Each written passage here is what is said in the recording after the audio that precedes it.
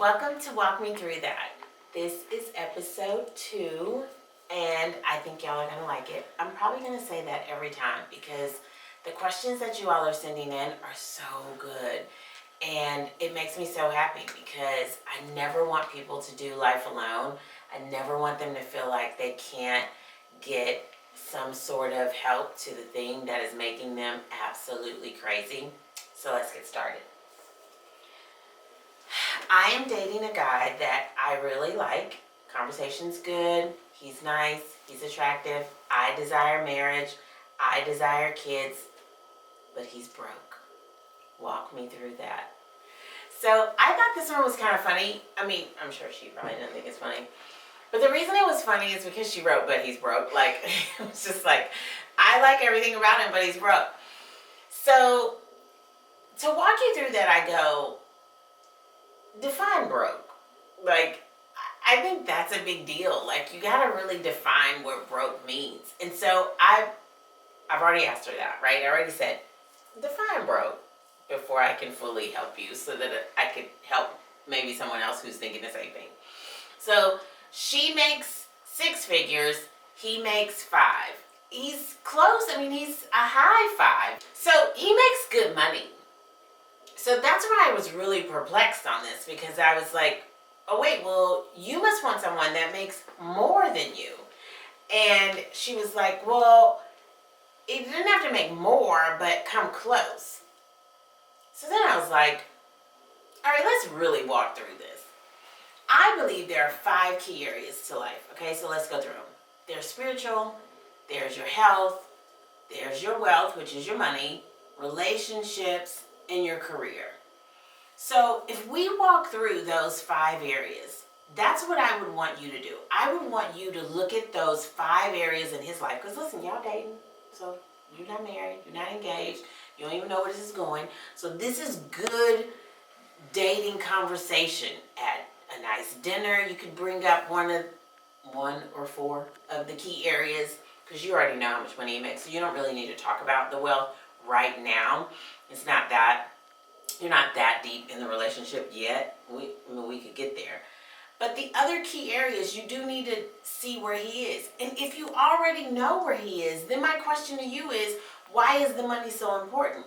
Because you could fool around and keep thinking about the money, and he is wealthy spiritually, he has good relationships, his health is on point, and you're doing all of this about the money? Because quiet as it's kept, you make great money. So unless you are trying to stop making any money, be a stay-at-home mother, then why is money the key factor? There's so, in a marriage, and I'm on my 3rd marriage, okay? So judge somebody else. But in a marriage, we know that there's so much more to it. Like, even that sentence of me saying I'm on my 3rd marriage. Now, somebody who doesn't know me without context, right, would go, ooh, she on her 3rd marriage. Why are we even listening to her altogether? But with context, the first one, married really young. A lot happens when you're young. As my friend Jamie says, your prefrontal cortex is not developed, and so there just wasn't a good relationship. I ain't gonna tell his business because he ain't gonna tell mine. It just wasn't a good relationship. We had 2 kids out of it. They're great. We are now great. It's all fine. Then the second one, everybody pretty much knows that story, but in case you don't, that one made me a widow. He passed. It was a whole thing. This 3rd one, I mean, it's good. We like it. I like him a lot, right?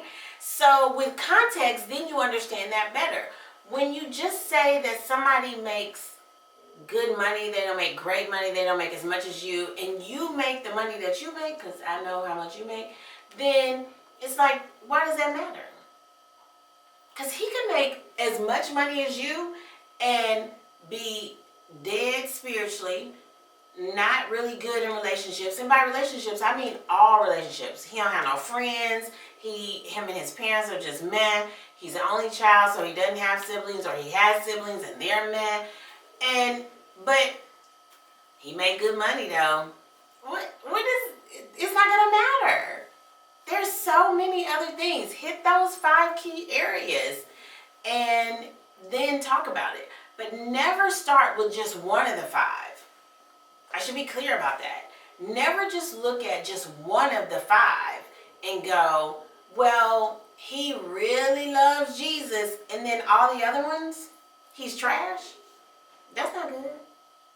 And that's all you're focused on right now is one of the five, the wealth part. And here's the other thing. He could make that amount of money and do really well with it.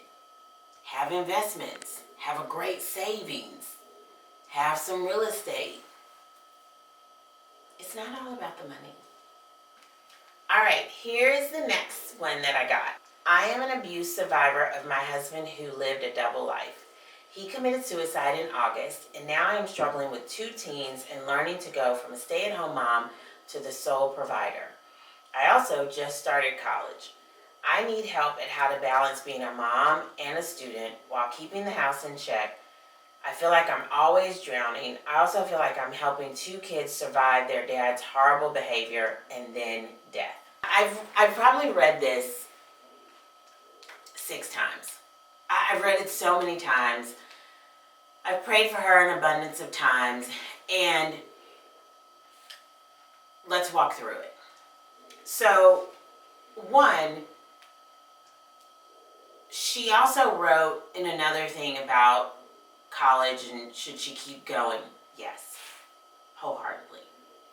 Because part of this is that your children are teenagers. So you're on, most people would say the downstroke. I say you're on the upstroke of parenting because they can do so much for themselves as opposed to if you had toddlers. And it's time for you to welcome yourself back into the picture. I say that because you write that you are an abuse survivor. So if you are experiencing any abuse, then it is my opinion then that you have let a part of yourself go because you continue to take that behavior. And maybe you excused it or whatever. So now it's time to welcome you back into the picture. So I think going to school, that's obviously something you wanted to do. Welcome that. You should do it. But then I know that you're probably like, okay, but how? Because I feel like I'm drowning. You're going to feel that way for a little bit. You're adding a new structure into your world. You probably haven't even figured out the full structure of what you need to do. And so when you're asking me, I need help at how to balance being a mom and a student, you need help with structuring your life in general. I am snapping my fingers at Austin, not at her, the dog. So you need help with how to balance you. So for starters, Sunday planning. So if you know me, I created a thing called Sunday planning. Look, there's a notepad right here. I'm going to show you this. And then we also have a Sunday planning journal.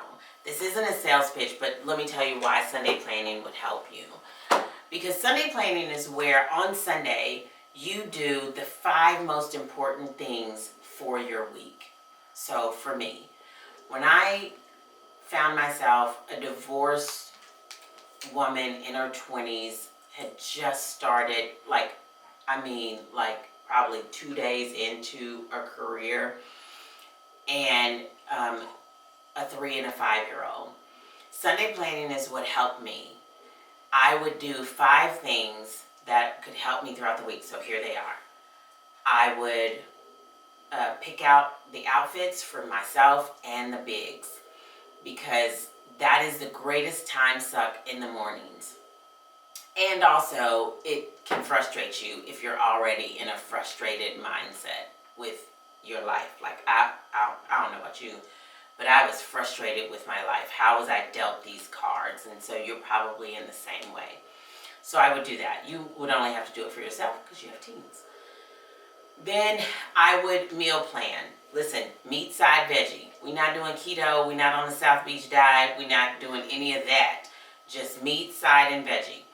And I would do that so that when I'm leaving in the morning, if I need to take the chicken out, I can take the chicken out. Because the worst thing you can do is be a sole provider on a budget and wasting money because you got to eat out, or eating PB&J because you didn't take the chicken out. So I would do that. That's helpful. The other thing that helps, that's not a part of Sunday planning, but it was a part of mine, is grocery shopping. Because if you write down what you're going to eat and grocery shop from that list, that really helps your budget. I'm not a financial planner. That's just a little pro tip from a single mom. The third thing I would do was I would look at the calendar. What do I have this week work related? What do the kids have this week? Is there anything personal that needs to happen? Because what do you need? If you need help with your kids or yourself, it's better to ask someone for that help on a Sunday than on a Wednesday at 3 o'clock. Can you pick these kids up in 10 minutes? Right? And so that's helpful. If you need help, if you have to do something, and it also helps to let everybody in your world know. So you are a mom of teens. Hey, I'm going to be late this day, or I have this going on, and what's your schedule? And so communicating the calendar is helpful.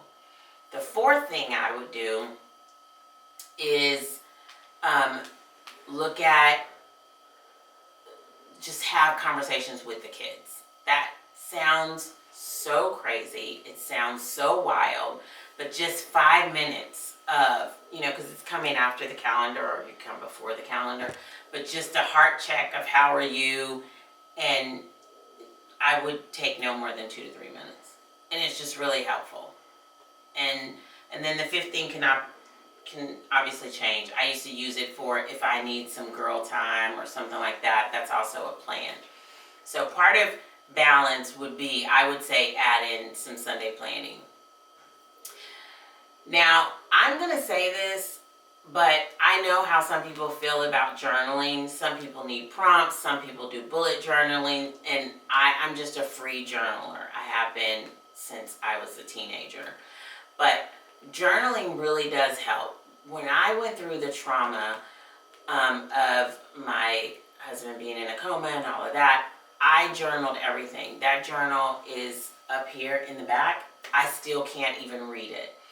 I just wrote out all of my feelings. There's something about getting to get all of what you feel out of your head and your heart a little bit that can help you to be able to process and heal.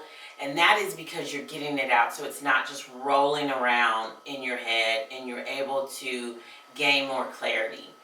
Why is that needed? If you can get more clear throughout your day without holding on to so much pain, trauma, drama, all of that, then you're able to better help your children. Because that was the other thing that you said.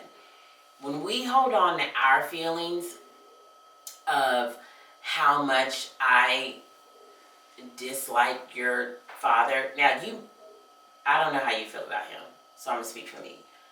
I disliked the Biggs father so much when we were going through that.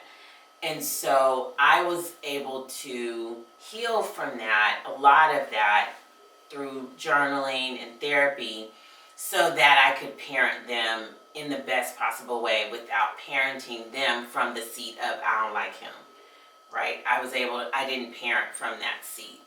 So when you ask the question of, I also feel like you need to help your kids survive their dad's horrible behavior and death.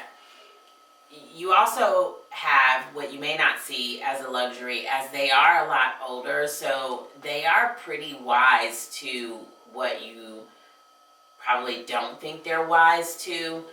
But I would say ask more questions and let them talk way more than you talk. Being able to parent not from the seat of I don't like him is just listening to them and not giving them my opinion at all about his behavior and him committing suicide, any of that. Ask a lot of questions. And then also get them some help. If you, BetterHelp is the best thing that I've been able to recommend people to for therapy, but you may find someone locally, you may know someone. That's really crucial in helping your children, but you have to figure out how to do that. But BetterHelp is a resource that I would give you. Let's see what else. I just want to make sure I'm hitting all of your things because I have been praying for you. Oh, you said while keeping the house in check. I didn't ask you about this, but I'd love to know what you mean by that. Because listen, I mean, we're not dusting, are we? This isn't the season for you to be dusting.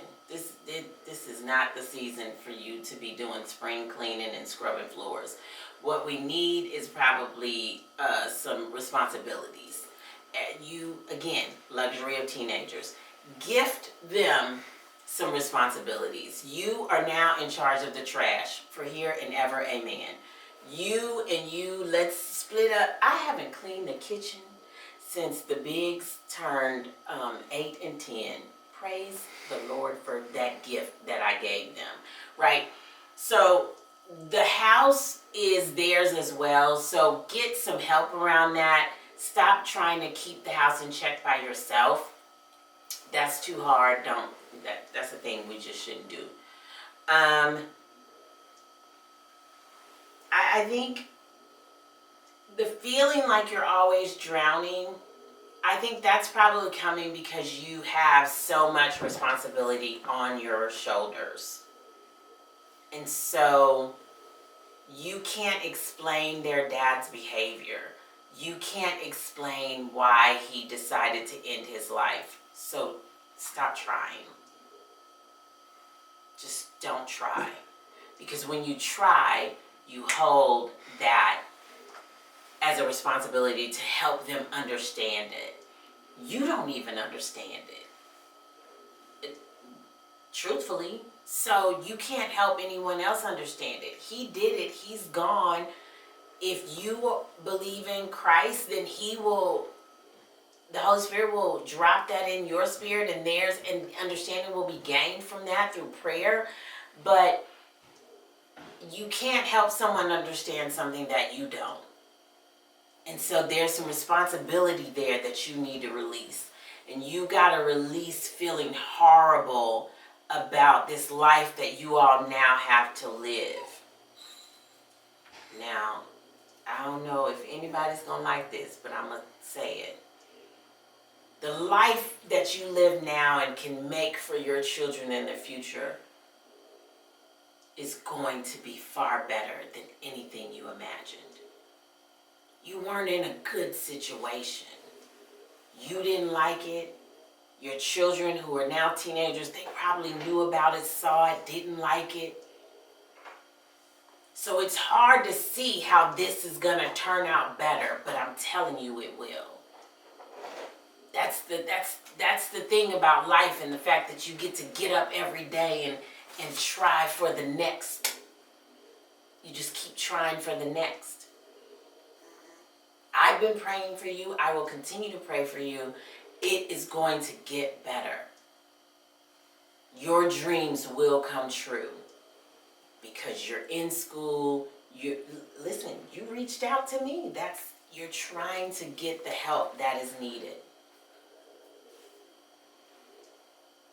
It's going to happen. And it's going to happen for you. And this is going to be far better. Set yourself up for success. Dream a little bit about, I made it through all of that abuse. And then his suicide. It's going to take me a minute, but I'm going to begin to think about what I want for me. Remember, welcome yourself back into this life. Okay, we got to take a sip of Olipop after that one. That was hard, but I want you all to know that it's okay to write me or leave a voicemail or send a DM for any question like that, or what you deem harder or what you deem not as hard. Listen, this is the only life you get. I'm going to say it over and over. And you're not meant to do life alone. You're not meant to just live in a struggle zone. Struggles will come, and you may live that way for a season. I did. But there is help on the other side. There is joy on the other side. It's all going to be okay. But you have to know that, believe that in your heart, and then work towards getting the help for that. All right. Last one for today. Walk me through that. I'm a mom to a 16-month-old, and I work full-time outside the home. I feel like I was able to go back to work after maternity leave and do pretty well. But now that my son is a toddler, I'm struggling. I feel like I don't have time for the things that I love, that are good for me, as well as having time for connection with my son and husband. I feel like I'm not doing any area of my life really well. I'm trying to figure out how to do my job well, be a good mom and wife, and take care of myself. So this is the plight of a lot of new moms, right? And I think it's because we don't realize that a whole person, like a whole human, is now in our world depending on us for everything, needing us for everything. And it's a lot. It's a lot. And so I think that, let's walk through it. So 16-month-old, and you're trying to be a good mom. Listen, you're a great mom. Stop trying to be one. You're a good one. He or she is up. They have a roof over their head. They have clothes. You're hugging them so much. You're kissing them so much. 16 months. That's it. I know, that's wild. Some people aren't going to agree with me on this, and that's fine. But what I'm saying is, take the pressure off of yourself that you're not, or you don't know how to be a good mom, or you're trying so hard to be a good mom, when at 16 months, their needs are so small. So you stop stressing about that, because his needs are met. Because you're writing this, I know that love is in it. Love is in it. You love that 16-month-old. That's why you wrote this. You feel like you're not doing enough. So love is in it. Care is in it. Take that off the table. You're a good mom. So, see, because what really is going on is you're not really writing what is making you feel like you're not a good mom. So I'm going to tell you what it is. It's the internet. That's what it is. Because I know, and listen, it could be your family. I got something for them too. But it's something that's making you feel that way. And so you have to release that and be like, I'm not going to let that be a thing for me. I'm not. I know who I am. The internet and people in your life, and people outside of your life, which I could question why you're listening to them, but it will make you believe that you're not enough, and you are. Let's move on to the spouse. You said, I'm trying to figure out how to be a good mom and wife. Just asking. See, the 16-month-old you can't ask, and so you have to assume by all the love that you're giving, you're doing a good job on that. Stop listening to the internet. And by the internet, here's what I mean. You know, the videos of the people who making bento boxes for their kids for lunch, and they're going to school with grapes in a Ziploc snap with a clothespin so it looks like a butterfly, and you know, they're trying to eat the best food, and okay, that's the internet. And so you got to let that go. I decided a long time ago I would never be a real mom. I'm not making goldfish look like something else. It's not in me. So I'm not going to be a room mom. I'm not signing up to be a room mom. I got to go to work, and I like my work, which we're going to get to your work because I'm assuming that you like it. I like my work, so I'm not getting ready to make you feel bad about me going to work, because I'm a whole human who is put on this earth to have a whole purpose and a life. And more than my children, they are a part of my purpose, but there's also more to me than that. So I'm not going to feel bad about that. I do other things. I'm good at other things. I show up for them in other ways. So that's why it's hard for the internet and all of their prettiness to make me feel bad about the life that I created for these children that God gifted me with.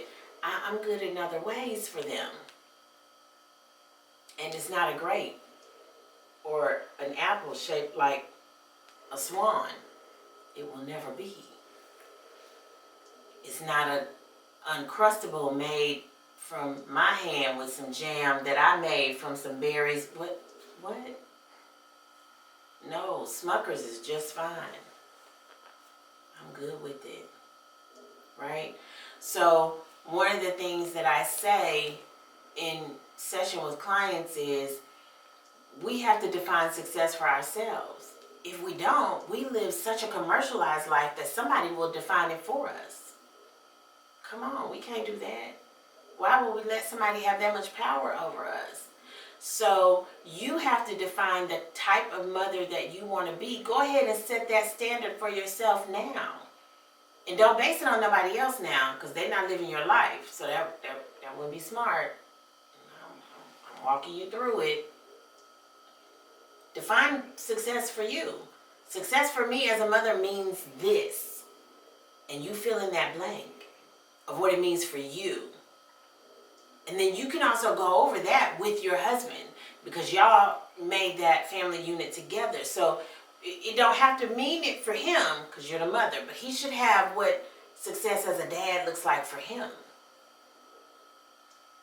Now, I don't know who you're married to, so he may not want to do that exercise. Don't get mad if he don't. You just do it for yourself, but you can just talk to him about it. I don't know who you're married to, but my husband wouldn't bring me back a paper that said what success is for him, and I'm not mad about that. He's good at other things. Remember, we're good at other things. Now, for him, you want to know how to be a good wife, just ask him. But listen, when you open that door and ask him, you better be ready to give him what he asked for, because you asked. You asked. But now, if he lists some stuff that you're just not in it for, just say, hey, this isn't the season where I'm going to be able to give you that, because I'm trying to learn this job and we got this new baby. I can, look at this list. I can do 2 things on here. I may not be able to do all 5. It's a conversation. It's not all or nothing. But you should ask him, what does it mean to be a good wife? Because again, the internet and other people can mess you up on what it means to be a good wife. You're only married to him, so he's really the only one that can tell you what it means to be a good wife to him. So just ask him. And then you can stop trying to be something that's not even important to him. And listen, if he says this, if he says, you're doing a great job, you already know what it means. How can you be a great wife to me? You're being it. And I want you to mark that off your list. I want you to stop feeling bad about that. Because you have a 16-month-old who's getting love and affection and care and being taken care of. So technically you can mark him off, and then you get to mark the husband off, and then we're only focusing on the job. Now let's walk through the job. The job should give you goals and metrics to measure your success. If you're an entrepreneur, then again, go back to defining success for you. Don't let the industry do it. But if you're just saying it seems like a lot, then I would say it is a lot. It don't seem like it. It is. You have a baby. 16 months, still a baby. Right? That's new. And you didn't say in here when you got married, but if you're less than 7 years in, then that too is new. So many times we want things to be instantly structured, instantly easy. But you are now in a world with 2 other people, one of which that grew up a way that you didn't grow up. So whether we like it or not, eventually the foundation of how our spouses grow up comes into play in our day-to-day life. And so you have to really work on you. So when you're trying to find balance and you're feeling overwhelmed and you want to have the best connection, that's the wording you use, for your family, you may be a weekend connectioner only. It's okay. Don't feel bad about that. I talk all day, every day, Monday through Thursday. So I have very limited connectivity with these people in this house Monday through Thursday. And if I have several clients that are in crisis or launching something or something like that, it's even lower than the regular less connectivity. But everybody knows that. And they had to be okay with that, because on vacations and weekends, I go all in. Whenever you're watching this, I don't know when it would be, but right now in real time, we just finished spring break, and let me tell you, I go all in. I want it to be the best time ever. So I leave on the first flight, start the fun, let's get it quickly. And then when we come home, also first flight. Why? Because I know I have to have rest. I slept all day yesterday, did nothing. So I'll be ready for the week. So when I read things like this, I think it's because you haven't figured out how you need to structure you, not them. How will you structure you? Figure that out, and you'll be better for it. One of the ways I structure me, slow mornings. Monday through Thursday, slow morning. I'm not talking in the morning, and I'm moving at what I deem a very slow pace. I'm not moving fast at all, because that's how I structure for me. And so when the kids were younger, I set them up so well for success the night before so that I could have my slow morning. When you entered first grade, you got an alarm clock in your room. Wake yourself up. It works. It's a responsibility too, and there are other things that go with that. But you know, they're so young at that age that's exciting.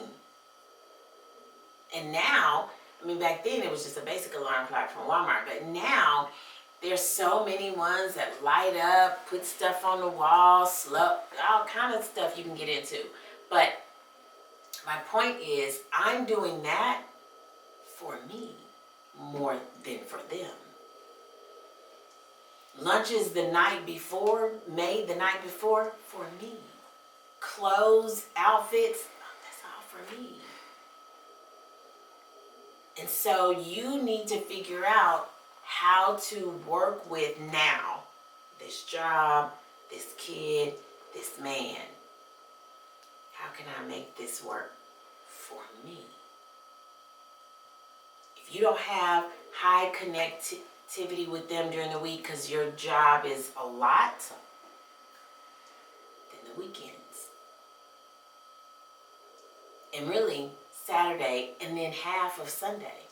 Because I slow it down on Sunday, half a day Sunday, to prepare me for Monday. But that's okay. I think sometimes we forget that everything we go through in life isn't forever. That 16-month-old is going to turn 16. And the connectivity that you will have with that 16-year-old girl or boy is going to be so much less, because they're going to have their own people, their own things they want to do. So nothing is forever. And I'm not saying you have to wait till they're 16. You will notice that over time it changes.